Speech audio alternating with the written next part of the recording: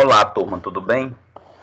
Turma, dando continuidade ao nosso conteúdo que envolve a relação da farmacocinética, hoje nós vamos finalizar esse conteúdo com as três etapas seguintes da farmacocinética, que é a distribuição, o metabolismo e a excreção. Nesse momento, é importante compreender e relembrar que, quando nós falamos em farmacocinética, é uma ciência da farmacologia que visa estudar o movimento de um fármaco, de uma substância no organismo. Dentro desse movimento, nós temos 4 etapas: absorção, distribuição, metabolismo e excreção. Na aula passada, nós estudamos a absorção. Está faltando nós falarmos sobre distribuição, metabolismo e excreção. Quando eu me refiro ao processo de distribuição, o próprio nome ele nos sugere algo, contudo a gente tem que ficar um pouco definido e entender que distribuição não é simplesmente o fato da substância circular pelo organismo, pelos vasos sanguíneos, mas isso aí é de modo geral chamado de circulação. Distribuição é nada mais, nada menos do que literalmente a capacidade da substância em sair de um local onde foi administrado para o local onde vai ter a ação. Como assim? A distribuição está associada ao aspecto da saída da substância de dentro do vaso para o tecido, exercendo sua ação, e do tecido voltando para o vaso sanguíneo. Então, como definição, nós temos o processo pelo qual um fármaco reversivelmente abandona o leito vascular e entra no interstício, que é o líquido extracelular, e ou nas células dos tecidos. E quais são os fatores que influenciam o processo de distribuição? Nós temos aqui o fluxo sanguíneo, né? Quanto maior o fluxo sanguíneo, maior o processo de distribuição. A permeabilidade capilar, que é a capacidade da substância sair do vaso e para o tecido e vice-versa. Nós temos ligação com proteínas plasmáticas e tissulares, visto que vários fármacos podem se ligar às proteínas e, consequentemente, as proteínas, o fármaco ligado a uma vez com as proteínas, elas não conseguem atravessar o vaso. Então, não tem como ter essa distribuição. E hidrofobicidade do fármaco, né? Lembra que o fármaco, para ser absorvido, tem que ter um perfil lipossolúvel. Uma vez que eles caem na corrente sanguínea, eles têm esse perfil lipossolúvel, se tornando-se hidrofóbico, o que pode dificultar a passagem da molécula de um local para o outro pelo vaso sanguíneo, já que é repleto de água. E ainda dentro do processo da distribuição, nós temos aqui a ligação com as proteínas plasmáticas, né? É importante nós compreendermos o quê? Que fármacos, ao alcançar a circulação sanguínea, pode se ligar em diferentes proporções às proteínas plasmáticas, tá? Ou seja, gente, as proteínas plasmáticas são proteínas que ajudam a carregar esses fármacos, tá? E existem alguns fatores que podem influenciar na ligação desses fármacos a essas proteínas, né? Contudo, é importante compreender, uma vez que o fármaco ele está ligado à proteína, ele pode até circular melhor pelo vaso sanguíneo, mas ele não vai conseguir ser distribuído melhor, ou seja, ele não vai conseguir ir mais adequadamente para o tecido, visto que as proteínas são macromoléculas e não conseguem atravessar o vaso sanguíneo. A albumina é uma dessas principais proteínas responsável por carregar, né, ou por carrear essas substâncias. E é importante entender que, uma vez que o fármaco está ligado à proteína, ele pode ser considerado aí como uma substância, uma reserva. Por quê? Enquanto estiver ligado à proteína, não vai exercer o efeito, mas vai chegar uma hora ou outra que esse fármaco vai desligar e pode exercer seu efeito. Geralmente, fármacos que são ácidos fracos ou fármacos que são hidrofóbicos têm tendência a se ligar mais à albumina, ou seja, esse tipo de fármaco tem a tendência a ser reserva, se tornar uma reserva de fármaco e, consequentemente, também acaba tendo uma dificuldade na sua distribuição.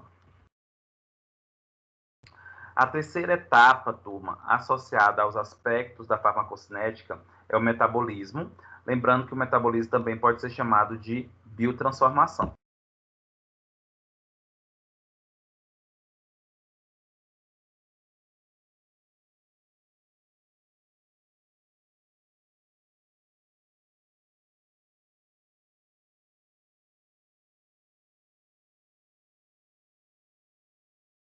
Turma, dentre os aspectos, né, da metabolização, é importante nós começarmos a compreender uma situação.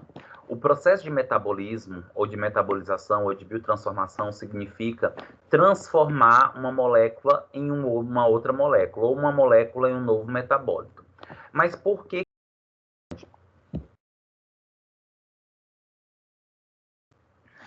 Ou por que isso acontece? Gente, isso acontece, de modo geral, porque os fármacos eles precisam ser eliminados. E a principal via de eliminação dos fármacos é a via urinária. Consequentemente, esses fármacos, por ter um perfil lipossolúvel, eles não conseguem, de modo geral, ser eliminados facilmente pelo sistema renal. Para isso, eles precisam passar pelo metabolismo, que tem como objetivo biotransformar, modificar essa molécula, deixando ela mais hidrossolúvel e melhor para ser eliminado, tá? Ou pela urina ou pela bile. Por isso que eu coloquei aqui a biotransformação, né? Ela transforma os fármacos lipofílicos em produtos polares, ou seja, em produtos mais hidrossolúveis, que facilita assim o processo de excreção. E os principais locais de biotransformação é o fígado, rins e intestino. E eu destaco aqui o fígado porque o fígado é o órgão que tem a maior quantidade de enzimas metabolizadoras, tá? Por quê? O processo de biotransformação acontece principalmente pelo processo pelo processo enzimático, tá? Através da participação de enzimas nesse processo.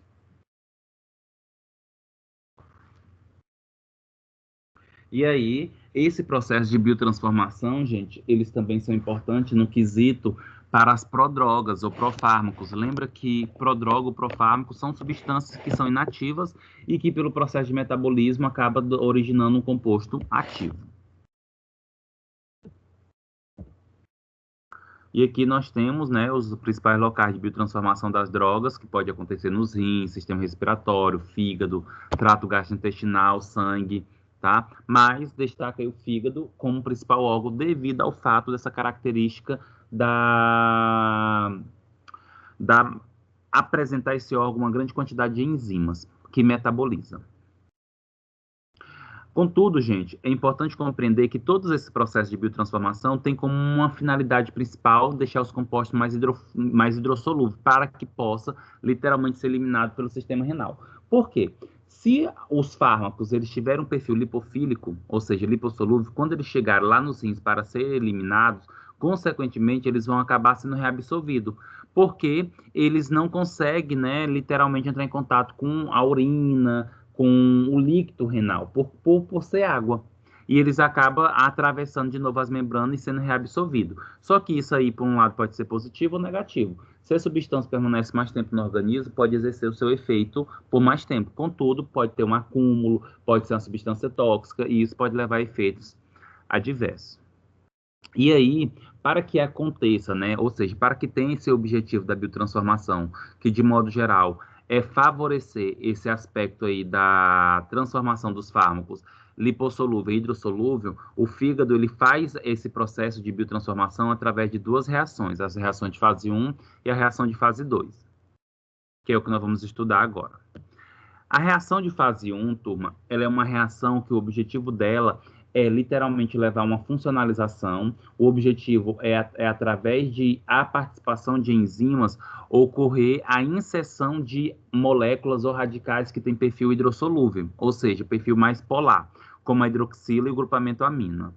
Toda vez que vocês encontrarem hidroxila ou grupamento amina em uma molécula, significa que ela possa ter um perfil hidrossolúvel ou aquela porção ser uma porção hidrossolúvel. Contudo, é importante entender, uma vez que eu insiro, né, uma vez que eu coloco esses átomos, essas moléculas, como a hidroxila, o grupamento amina ou outros, eu vou alterar a estrutura molecular e eu posso ter um novo metabólito, uma substância mais ativa ou menos ativa ou até mesmo tóxica, tá? E o processo de metabolização de fase 1, por ser um processo que envolve enzimas, acontece através do processo de oxidação, hidrólise e redução, pensando quimicamente.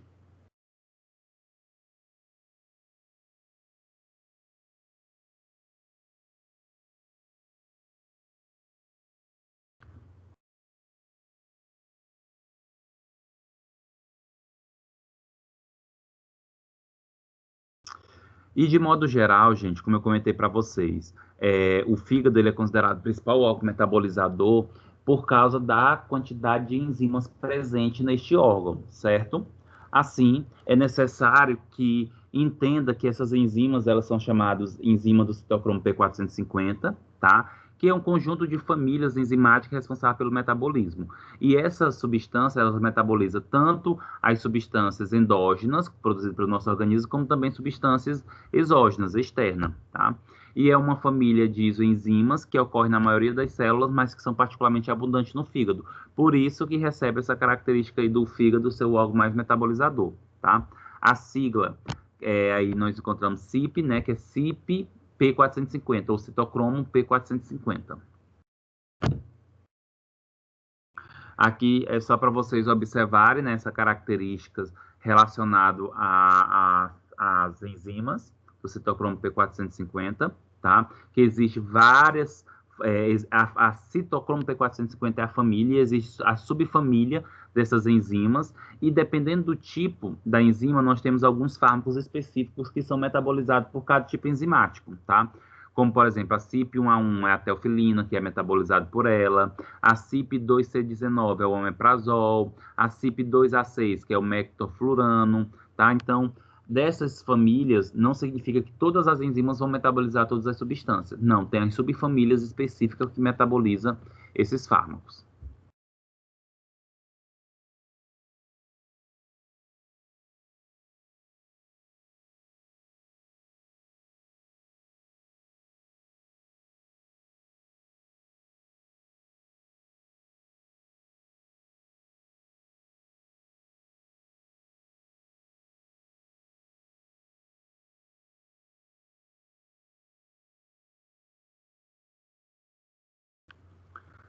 E nesse quesito, turma, nós temos a reação de fase 2, né? Que uma vez que os fármacos, teoricamente, eles não conseguem ficar tão hidrossolúveis pela fase 1, eles também podem passar pela fase 2, apesar de que não existe uma sequência para tal, certo? Pode acontecer de um fármaco ir direto para a fase 2, sem passar pela fase 1, pode ser que um fármaco só passe pela fase 1 e pode ser que um fármaco passe pela fase 1 e fase 2. A fase 2, gente, de modo geral, ela já é diferente da fase 1, porque a fase 2 não envolve enzimas do citocromo P450. Nesse caso, a fase 2, ela tem como objetivo ser conjugadora. Ela conjuga. Então, ela tem um composto que é produzido pelo nosso organismo, um composto endógeno, e esse composto acaba se ligando às substâncias, conjugando-se. Uma vez que acontece esse processo de conjugação, literalmente aquele composto fica inativo, sem efeito nenhum, e também acaba, literalmente, como posso dizer, deixando o fármaco 100% hidrossolúvel, pronto para ser eliminado.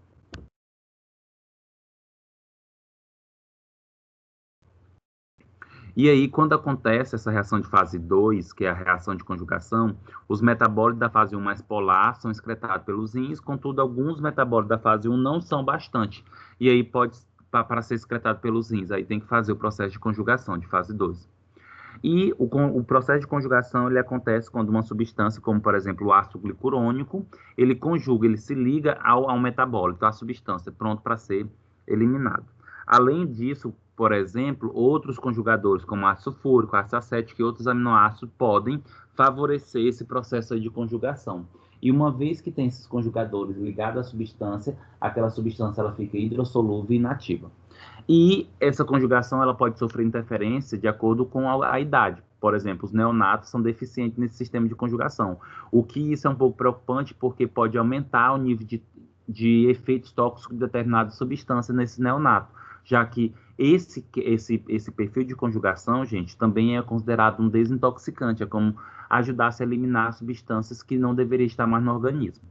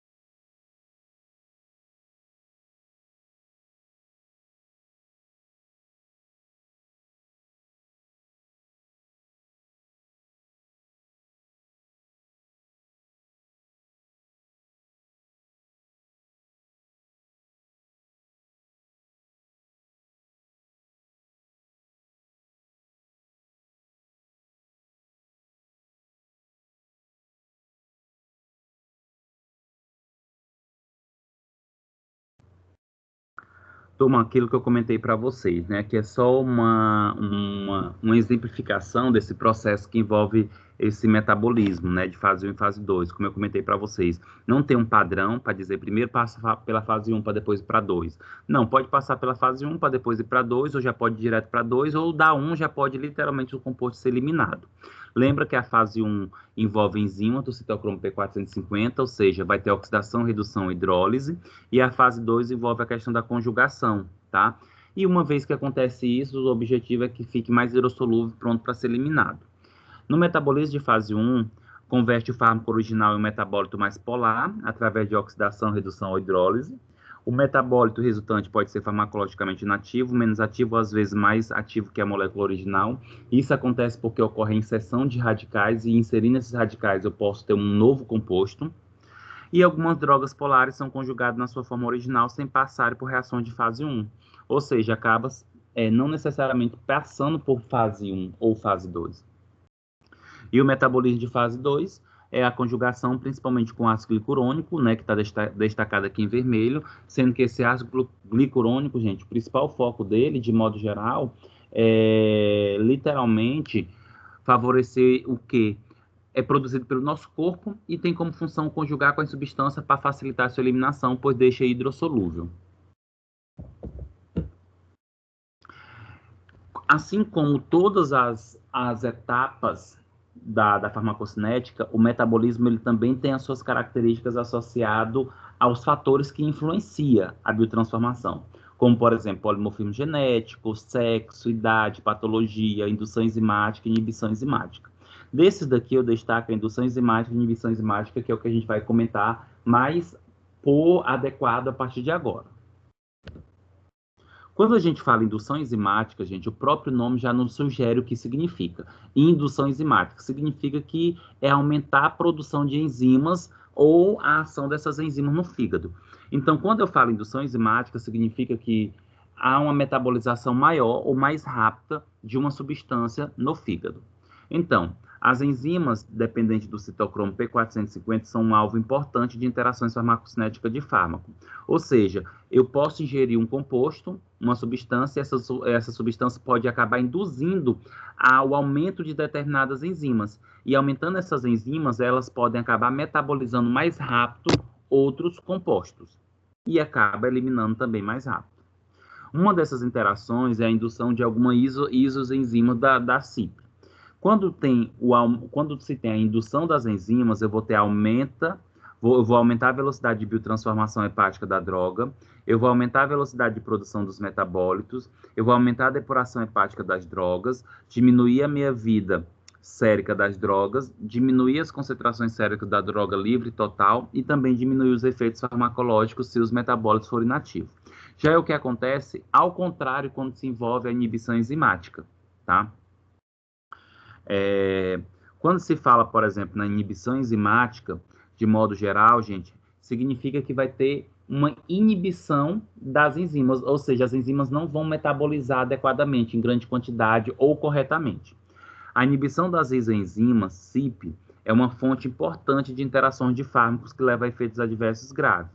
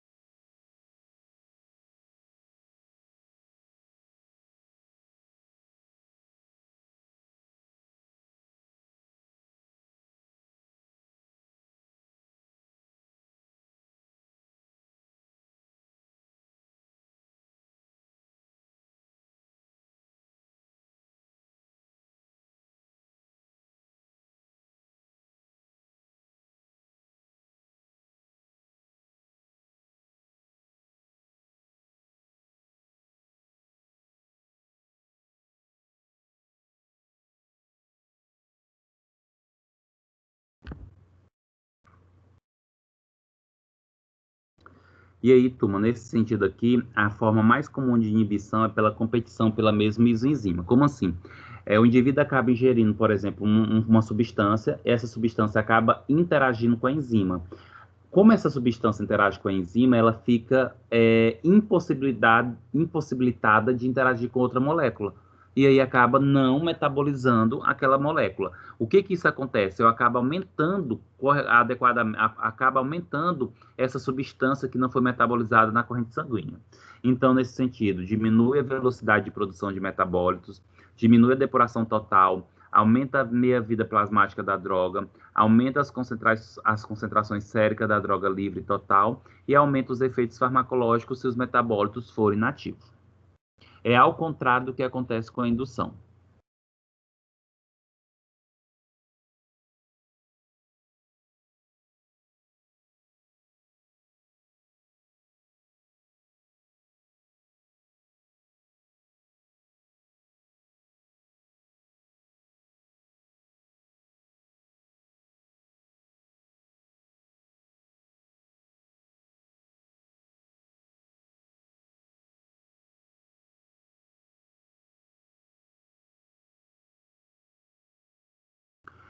E aqui é só alguns exemplos, turma, de substâncias que são indutoras e inibidoras enzimáticas, tá? Indutora, nós temos aqui álcool, omeprazol, fenobarbital e rifampicina. Inibidores, cimetidina, eritromicina, cetoconazol, quinidina, disulfiram. E, para a gente finalizar o que envolve o metabolismo e depois entrar nos aspectos da eliminação, nós temos a questão da cinética de eliminação. De modo geral, o que seria essa cinética? É a rapidez ou como que as substâncias, de modo geral, são eliminadas, né? Até porque, como eu comentei para vocês, muitas dependem desse processo de metabolização, né? Como participa de enzima, algumas enzimas podem sofrer saturação e demorar um pouco mais para eliminar um fármaco. Então, cinética de biotransformação de primeira ordem. A velocidade do metabolismo da droga é diretamente proporcional à concentração da droga livre. Isso significa que uma fração constante da droga é metabolizada por unidade de tempo. Então, acaba sendo metabolizado de acordo com a quantidade que está livre da droga. Já de ordem zero, significa que alguns fármacos, as doses são muito altas e a enzima é saturada pela concentração de fármaco livre e a velocidade de metabolismo permanece constante com o tempo. Ou seja, depois de tempo, continua tendo o mesmo processo de metabolismo por causa da grande quantidade de substância ingerida. E, para a gente finalizar esses aspectos da farmacocinética, nós temos aqui falando sobre a eliminação das drogas.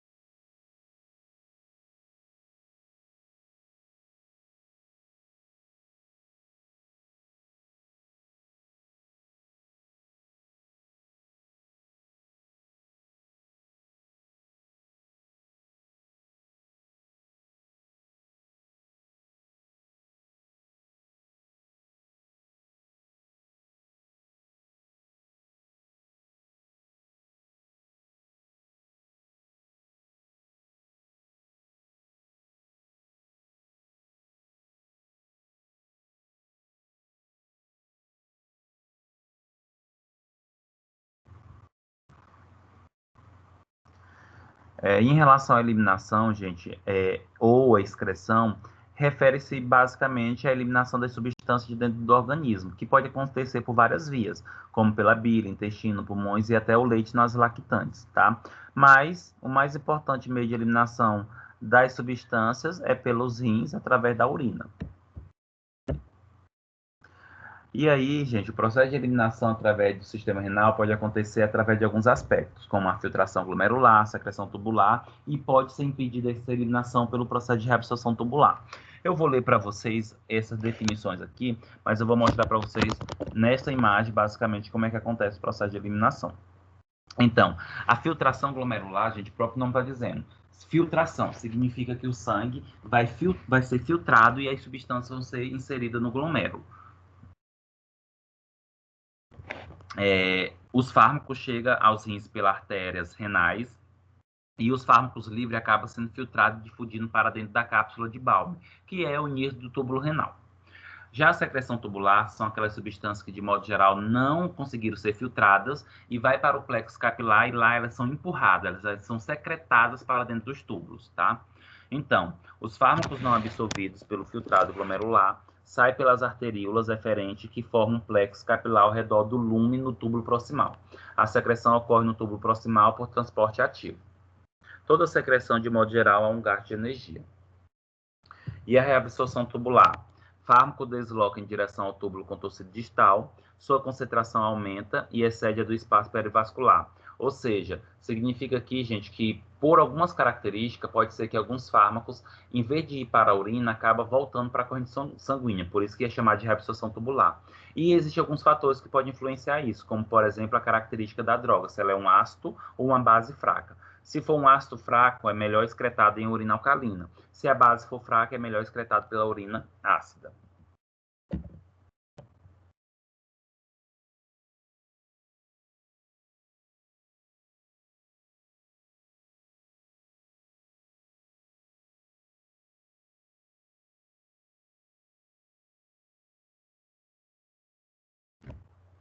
Turma, nessa imagem nós podemos só observar o quê?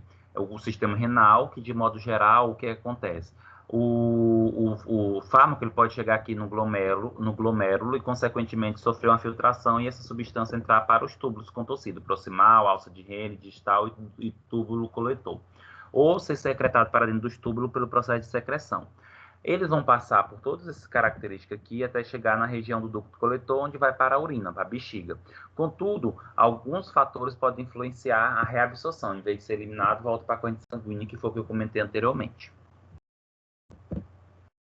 E, para a gente finalizar, turma, é importante compreender que existem alguns parâmetros associados à farmacocinética, como a depuração e a meia-vida plasmática de droga, tá? Quando a gente fala depuração ou clearance, significa, gente, remoção completa de determinada substância de um volume específico de sangue na unidade de tempo. Ou seja, é uma eliminação dessas substâncias de modo geral do corpo, de modo completo. É extremamente relevante para estabelecer a dose da droga em tratamento de longo prazo. Isso acontece muito com estudos de posologia. E a meia-vida da droga, gente, é o tempo em que uma droga leva para reduzir pela metade a sua concentração. Então, se eu tenho uma droga que é 100 mg e demora 3 horas para chegar a 50 mg na corrente sanguínea, isso significa que a meia-vida dela são de 3 horas. E em farmacocinética, isso pode indicar, gente, um fator muito importante para determinar a posologia, as doses das substâncias. Turma, qualquer dúvida, mantenha contato.